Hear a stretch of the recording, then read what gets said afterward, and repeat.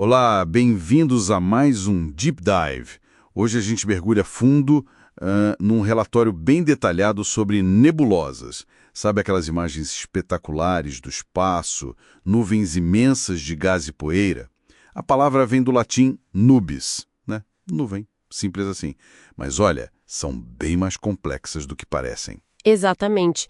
E o mais fascinante para mim é a dualidade delas.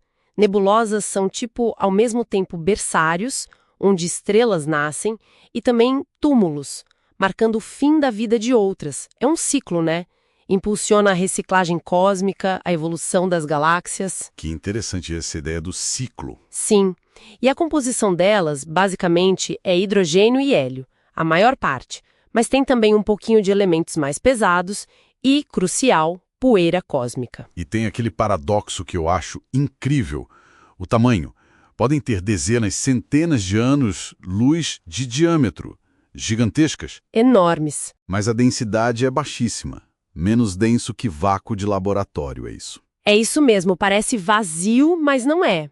E essa vastidão é que permite que a gente veja a luz interagindo ali. Faz sentido. E pensar que antigamente, lá atrás, até confundiam galáxias inteiras com nebulosas, né? Tipo a nebulosa de Andrômeda. Pois é.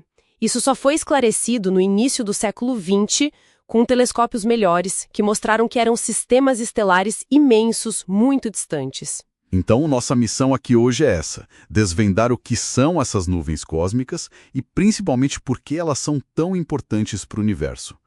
Vamos começar pelos tipos, talvez pelo visual. Tem aquelas que brilham muito com cores vibrantes, as nebulosas de emissão. Isso, perfeito. As de emissão brilham com luz própria. É que dentro delas tem estrelas jovens muito quentes. Recém-nascidas ali mesmo. Exato. A radiação ultravioleta intensa dessas estrelas acende o gás ao redor e ioniza ele. Principalmente o hidrogênio, que emite aquela luz vermelha bem característica. Ah, o famoso hidrogênio alfa. Esse mesmo. O exemplo clássico é a nebulosa de Órion, M42. É o berçário estelar massivo mais próximo da gente. Dá para ver até a olho nu em céus escuros. Que demais. Ok, então essas emitem luz. Mas e aquelas azuladas que parecem mais etéreas? As nebulosas de reflexão. Boa pergunta. Essas são diferentes. Elas não têm estrelas quentes o suficiente dentro delas para ionizar o gás. Então elas não brilham por si só. Não. O que acontece é que a poeira nessas nuvens reflete a luz de estrelas que estão próximas, mas não necessariamente dentro. Ah, entendi. E como a poeira espalha a luz azul com mais eficiência, é o mesmo princípio que explica o céu azul aqui na Terra, o espalhamento Rayleigh. Certo. A luz azul se espalha mais. Isso. Por isso essas nebulosas geralmente têm aquele tom azulado, meio fantasmagórico. A nuvem em volta do aglomerado das Pléiades, M45, é um exemplo lindo disso. Lindo mesmo. E para completar o visual, tem as nebulosas escuras. Aquelas que parecem buracos no céu, sabe? Sim. Essas são fascinantes. São nuvens de gás e poeira tão, mas tão densas e frias que bloqueiam totalmente a luz do que está atrás. Tipo uma cortina cósmica. Exatamente. A gente só vê a silhueta delas contra o fundo estrelado ou contra uma nebulosa de emissão brilhante. Elas são, na verdade, nuvens moleculares gigantes, ambientes frios perfeitos para começar a formar novas estrelas. O início de tudo, então? O comecinho do processo. A nebulosa cabeça de cavalo é talvez a mais icônica, aquela forma escura contra o brilho vermelho ao fundo. Incrível. Então já vimos os berçários, mas você falou também dos túmulos estelares. Como as nebulosas entram nessa parte da história? Aí entram outros dois tipos principais, ligados diretamente ao fim da vida das estrelas. Primeiro, as nebulosas planetárias. Planetárias. Mas tem planetas envolvidos? Engraçado, né? O nome engana. Não tem nada a ver com planetas. Elas se formam quando estrelas de massa baixa ou média, tipo o nosso Sol, chegam ao fim da vida. O nosso Sol vai fazer isso? Vai, daqui uns 5 bilhões de anos. A estrela ejeta suas camadas externas de gás para o espaço, o núcleo que sobra, uma anã branca bem quente, ilumina esse gás todo. E forma aquelas imagens lindas, né? Anéis, borboletas. Exato, formas super complexas e simétricas às vezes. A nebulosa do Anel, M57, é um exemplo clássico. É como um vislumbre do futuro do nosso sistema solar. Nossa, e para estrelas bem maiores, o fim é mais dramático. Muito mais dramático. Estrelas com muitas vezes a massa do Sol não morrem quietinhas. Elas explodem numa supernova. Uma explosão absurdamente energética. Uau! E o que sobra dessa explosão é o que chamamos de remanescente de supernova. São nuvens de detritos se expandindo a altíssimas velocidades. E o que tem de especial nesses detritos? Ah, aí está o ponto crucial. Essas explosões são as únicas fábricas cósmicas capazes de criar e espalhar pelo universo os elementos químicos mais pesados que o ferro. É tipo ouro, prata. Sim, ouro, prata, platina, urânio.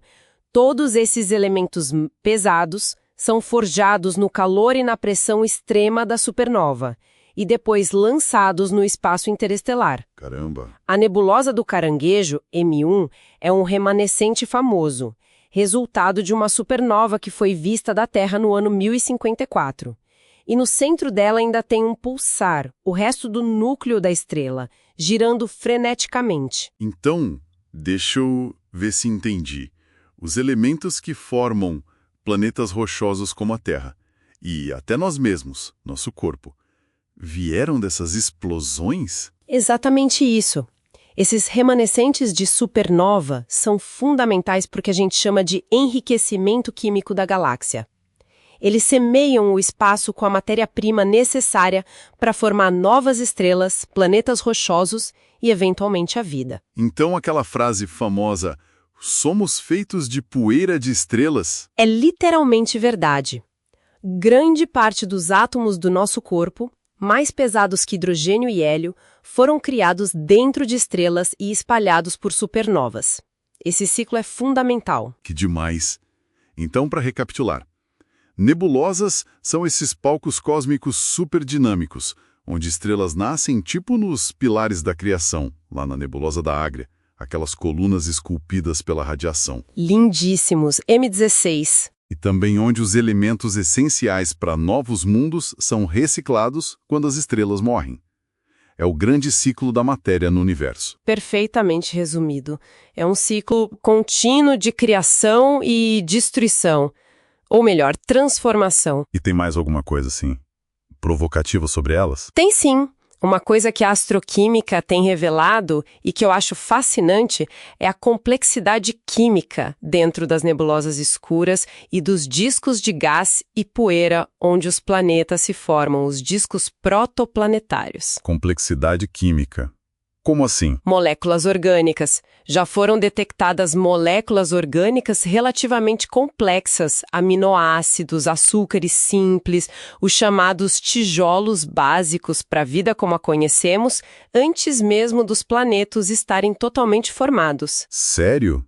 Moléculas orgânicas no espaço, antes dos planetas? Sim, isso sugere algo incrível. Que os ingredientes básicos para a vida podem ser, na verdade, bastante comuns no universo. Eles se formam naturalmente nessas nuvens. E como eles chegariam num planeta como a Terra? A ideia é que esses ingredientes podem ter sido entregues a planetas jovens como a Terra primitiva através de impactos de cometas e asteroides que se formaram nessas mesmas nebulosas ricas em química. Nossa, isso muda tudo. Muda a perspectiva, né? Conecta o estudo dessas nuvens gigantescas diretamente com a origem da vida. Talvez a vida não seja um evento tão raro assim. Talvez seja um fenômeno com potencial cósmico. Uma ideia para explodir a cabeça mesmo. E com os novos telescópios como o James Webb, a gente está só começando a desvendar esses segredos, imagino. Com certeza, o JWST está nos dando visões sem precedentes da química e da física dentro dessas regiões. É um campo muito ativo. Fantástico. Bom, Esse foi o nosso Deep Dive de hoje sobre as nebulosas, essas maravilhas cósmicas. Obrigado pela conversa. Eu que agradeço. É sempre um prazer falar sobre o universo.